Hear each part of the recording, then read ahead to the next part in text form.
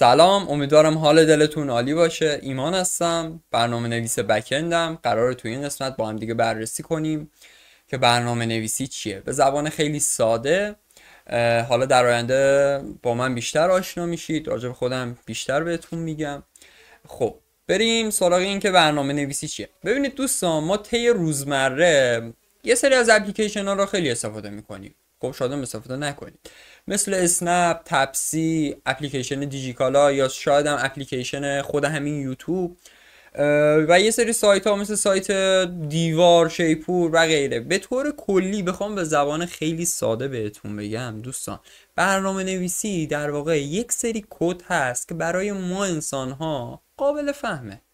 من ایمان درکش میکنم، میفهمم که آقا اون کد چی کار میکنه. حالا این وسط این کد ها رو ماشین ها نمیفهمن. ماشین ها منظورم چیه؟ منظورم برای مثال کامپیوتره، یا مثلا لپتاپ، یا گوشی تلفن همراه. اونا نمیفهمن، متوجه نمیشن.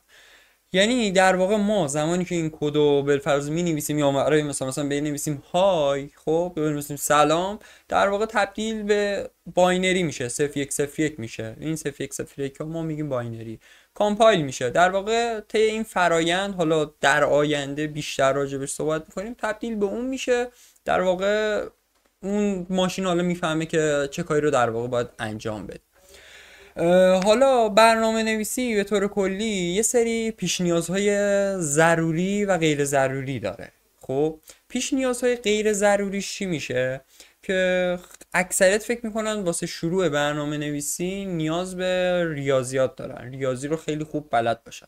شما اگر چهار عمل اصلی ضرب، تقسیم، جمع، منها رو بلد باشید، که فکر کنم یه بچه کلاس سوم ابتدایی هم بلد باشه، خیلی راحت میتونید شروع کنید به یاد گرفتن. اصلا چیز سختی نداره. ولی اگر شما بخواید داخل حوزه هوش مصنوعی فعالیت کنید و یا سمت رباتیک فعالیت کنید، شما آره ریاضیات داره، ریاضیات زیادی هم داره.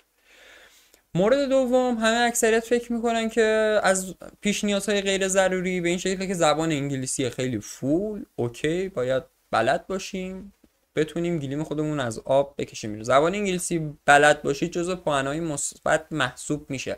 ولی زبان انگلیسی واسه استارت کارتون جزو مهارت‌های اصلی نیست. شما میتونید طی مرور زمان این مهارت رو داخل خودتون افزایش بدید، توسعه بدید و شروع کنید زبان رو یاد بگیرید. برای مثال روزی 2 ساعت وقت بذارید، 3 ساعت وقت بذارید، یا هفته چند جلسه شروع کنید زبان رو یاد بگیرید. چون در آینده اگر شما برنامه نویسی رو به عنوان کارتون، حرفتون انتخاب کنید، در آینده آره نیاز دارید به زبان انگلیسی. حالا شما برای مثلا به صورت فریلنسری میخواید کار کنید با شرکت هایی که مثلا داخل ایران هستید، شرکت هایی که خارج از کشور هستن.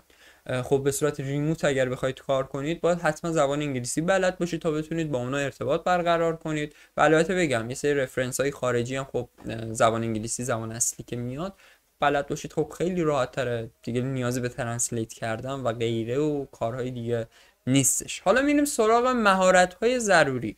ببینید دوستان، مهارت های ضروری اول از همه علاقه است. شما واقعا باید علاقه داشته باشید. اینکه فکر کنید که آقا برنامه نویسی درآمد داره، آره هر کاری شاید تو خیلی مهارت های پولساز دیگه ای هم باشه که درآمد، خیلی درآمد زیادی داشته باشه، ولی از اول از همه شما باید علاقه داشته باشید.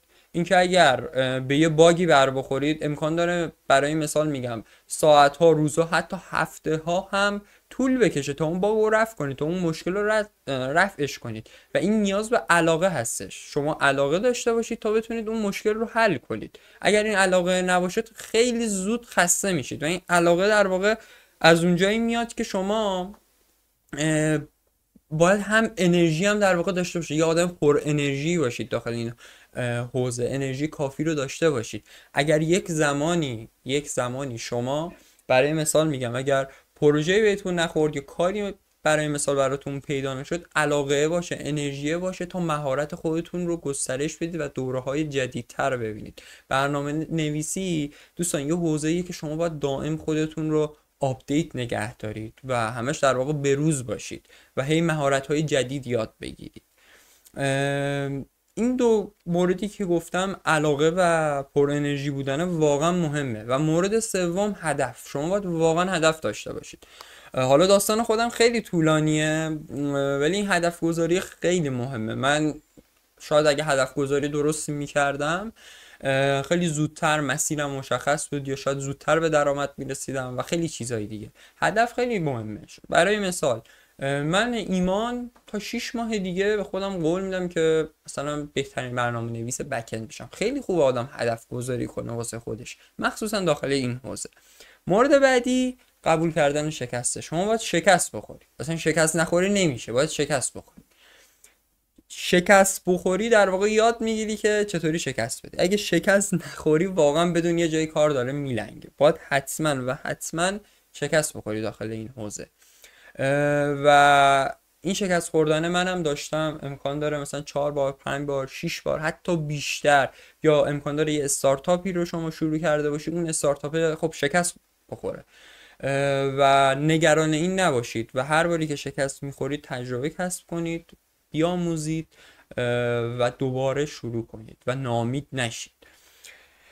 مورد بعدی اینه که صبر داشته باشید و داخل این حوزه صبر و مورد بعدی تلاش واقعا موثره. شما صبر و تلاش نداشته باشید نتیجه نمیگیرید.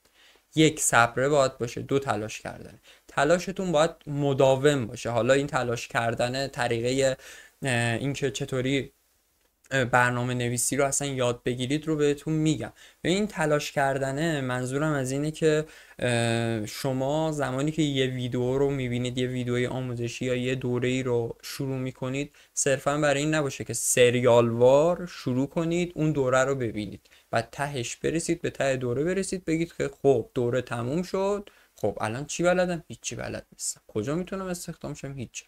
نمونه کار دارم؟ ندارم.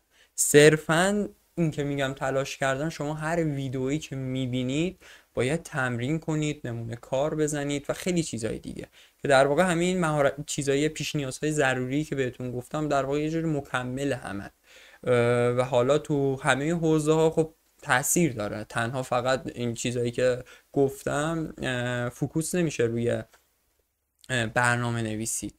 مورد بعدی هم صبر کردنه. باید صبر داشته باشید، واقعا صبر کردن. من خودم آدمی هستم که صبر ندارم و صبر نداشتم و خیلی الان تازه مثلا میتونم بگم نزدیک 5 ماه 6 ماه که روی این موضوع خب تمرکز کردم. صبر کردن دوستان خیلی مهمه و نداشتن صبر رو واقعا هم بهتون ضربه میزنه، هم از لحاظ روحی، روانی، چه بسا حتی جسمی هم امکان داره بهتون صدمه بزنه. پس صبر کردن خیلی مهمه. هم صبر داشته باشید و در کنارش حتما تلاش کنید.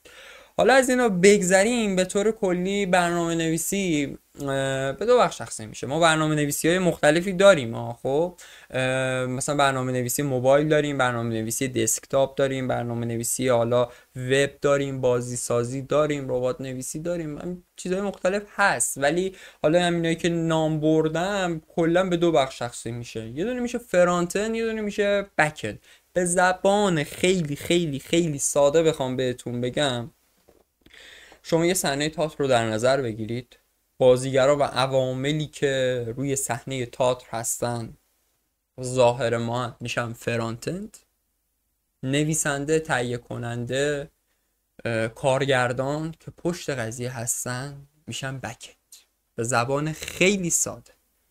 یعنی پردازش هایی که بخوام خیلی سختش رو بگم، مثلا میشه چیزایی بصری که ما میبینیم، برای مثال سرچ میکنیم دیجیکالا، چیزی که داخل سایت میاد مثلا بالا ما میبینیم میشه فرانت اند.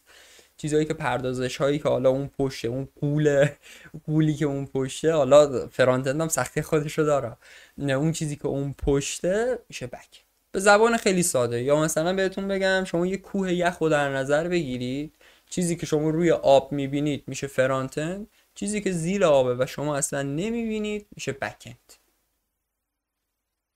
به همین سادگی. حالا فرانت اند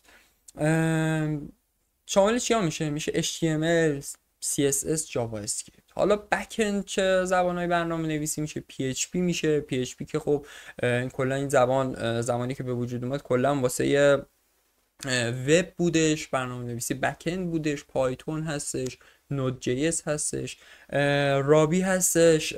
خب بعد از اون طرف فریم ورک های خیلی مختلفی خب ما داریم، مثلا ریاکت هستش. و البته باید بهتون بگیم که پربازدیدترین زبان برنامه نویسی هم بکند هم فرانت اند جاوا اسکریپت، که بکندش میشه نود جی اس که ران تایمه.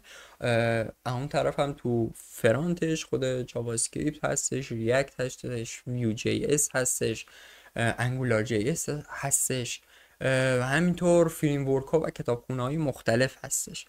به طور کلی دوستان این تعریف برنامه نویسی بودش به زبان خیلی ساده. حالا داخل ویدیوهای دیگه بیشتر میپردازیم به خود زبانهای برنامه نویسی، به نقش راه های مختلف و خیلی چیزهای مختلف و راجع به خودم اگر دوست داشته باشید. امیدوارم تا اینجای ویدیو خوشتون اومده باشه و مفید بوده باشه واسهتون.